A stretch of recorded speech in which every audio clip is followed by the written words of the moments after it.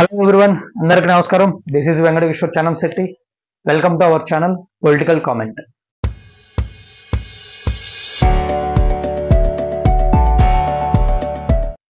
ఆంధ్రప్రదేశ్లో ప్రస్తుతం విపరీతంగా వార్తల్లో నిలుస్తున్న పార్టీ ఏదైనా ఉంది అంటే అది జనసేన పార్టీయే. 2024 ఎన్నికల ఫలితాల తరువాత నుంచి జనసేన పార్టీ పేరు వినిపించని రోజు లేదు మెయిన్ స్ట్రీమ్ మీడియాలో. సో అంత ప్రచారం వస్తుంది జనసేన పార్టీకి. ప్రస్తుతం త్వరలోనే మార్చి 14న పిఠాపురంలో జనసేన పార్టీ ఆవిర్భావ సభ జరగబోతుంది. మార్చి 14 జనసేన ఆవిర్భావ దినోత్సవం. ఖచ్చితంగా 2014 మార్చి 14న జనసేన పార్టీ ఫౌండేషన్ జరిగింది. సో ఆ రోజు నోవాటెల్ హోటల్లో హైదరాబాద్లో పవన్ కళ్యాణ్ గారు ఒక పవర్ఫుల్ స్పీచ్ తోటి పార్టీని అనౌన్స్ చేశారు. సో పార్టీ అనౌన్స్మెంట్ డే నుంచే పవన్ కళ్యాణ్ గారి వైఖరి ఏంటో అందరికీ తెలిసింది. డేరింగ్ అండ్ డాషింగ్ స్టెప్స్ తీసుకుంటారు అని అందరికీ అర్థమైంది. ఎందుకు ఈ మాట చెప్తున్నానంటే, కొత్తగా పార్టీ పెడుతూ తెలంగాణలో పార్టీ పెడుతూ అప్పటికే తెలంగాణ ఉద్యమం అప్పుడప్పుడే చల్లారిపోతుంది అనుకుంటున్న సందర్భంలో మరొక్కసారి కేసీఆర్ చేసింది తప్పు, కాంగ్రెస్ పార్టీ నాయకులు చేసింది తప్పు, సీమాంధ్ర నాయకులు చేసింది తప్పు అని రాష్ట్ర విభజనకి వ్యతిరేకంగా అప్పట్లో గలమెత్తిన ఒకే ఒక్క నాయకుడు పవన్ కళ్యాణ్ గారు. ఆయన ఆస్తులు హైదరాబాద్లోనే ఉన్నాయి.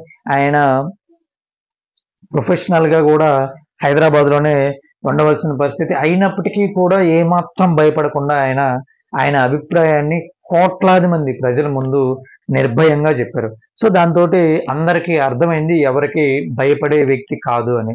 ఆ తర్వాత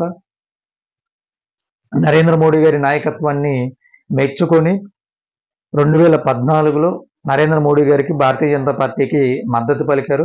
తద్వారా తెలుగుదేశం పార్టీకి కూడా ఆ మద్దతు వచ్చింది.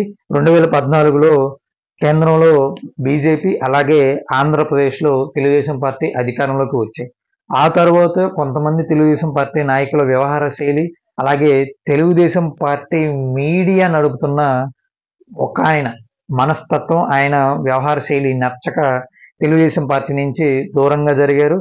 At the same time Bharatiya Janata party నుంచి కూడా దూరంగా జరిగారు. 2019లో కమ్యూనిస్టులతో కలిసి మాయావతి గారితో కలిసి పోటీ చేసి విపరీతమైన ఎదురు దెబ్బ, అలాగే ఒక రకంగా వేరే వాళ్ళకైతే చావు దెబ్బ అనే చెప్పాలి. చావు దెబ్బ తిన్నారు. పోటీ చేసిన 2 చోట్ల ఓడిపోయారు. ఒకే ఒక్క ఎమ్మెల్యే గెలిచారు తమ పార్టీ తరఫున.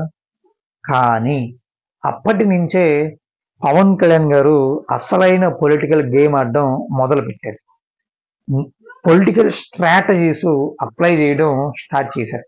అప్పటి నుంచి కూడా వైఎస్ఆర్ కాంగ్రెస్ పార్టీ మీద మొదటి నుంచి చాలా యాక్టివ్గా గలమెత్తుతూ వచ్చారు. వైఎస్ఆర్ కాంగ్రెస్ పార్టీకి వ్యతిరేకంగా జగన్మోహన్ రెడ్డి గారు అలాగే జగన్మోహన్ రెడ్డి గారు చుట్టూ ఉండే మంది మాగదులు, బ్రోకర్లు వారందరి వ్యవహార శైలిని ప్రజల ముందు కళ్ళకి కట్టినట్టుగా చూపించారు.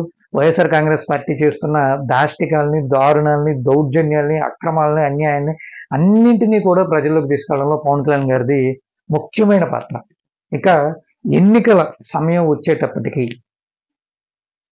ఖచ్చితంగా అధికారంలో ఉండాలి అనే ఆయనకి తెలుసు. ఈసారి కూడా అధికారం రాకపోతే ఇక పార్టీ నడపడం కష్టమని తెలుసు. పార్టీకి ఉన్న కార్యకర్తలు దూరం అవుతారని తెలుసు. సో ఈ అంశాన్ని దృష్టిలో పెట్టుకొని ఆయన కేంద్రంలో ఉన్న భారతీయ జనతా పార్టీ పెద్దల్ని ఒప్పించి ఇక్కడ రాష్ట్రంలో ఉన్న తెలుగుదేశం పార్టీ కూటమిలోకి రావడానికి ఆశించిన స్థాయిలో సీట్లు తీసుకోకుండా కొన్ని స్థానాల్ని త్యాగం కూడా చేయవలసి వచ్చింది పవన్ కళ్యాణ్ గారు.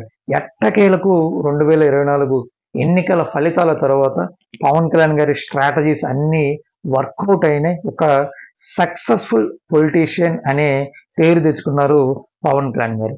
ఇలాంటి సందర్భంలో, ఇలాంటి పరిస్థితుల్లో రేపు మార్చి 14న జనసేన పార్టీ ఆవిర్భావ సభ జరగబోతుంది.